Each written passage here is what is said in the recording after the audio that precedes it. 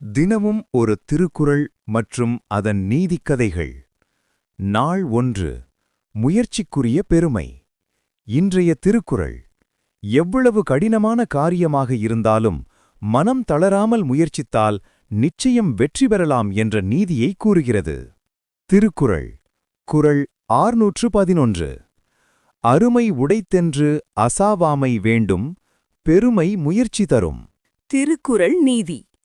கடினமானது என்று சோர்ந்து போகாதே, முயற்சி உனக்கு பெருமையை தரும். பெரிய சவால். முத்து என்ற இளம் சிற்பி இருந்தார்.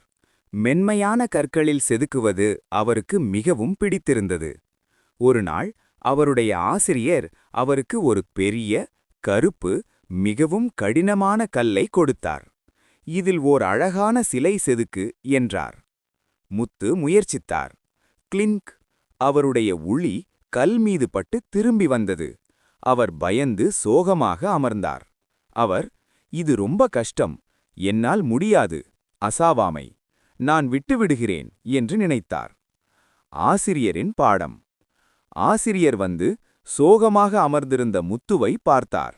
முத்து, கஷ்டம் கல்லில் இல்லை, நீ விட்டுக் கொடுப்பதில்தான் இருக்கிறது. இந்த கல் உன்னிடம் முயற்சியை கேட்கிறது என்று கூறினார். புதிய முயற்சி.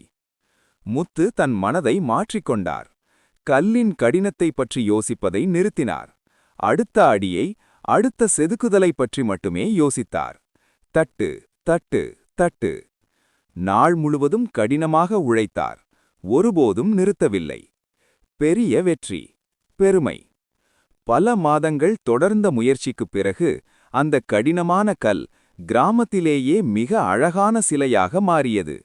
முத்துவுக்கு பெருமையாக இருந்தது. அவருடைய கைகள் பலமாகின. ஆசிரியர் சிரித்து, பார் முத்து, உன் முயற்சி சிலையை மட்டும் செதுக்கவில்லை, அது உன்னையே பெருமை உள்ளவனாக ஆக்கியது என்றார்.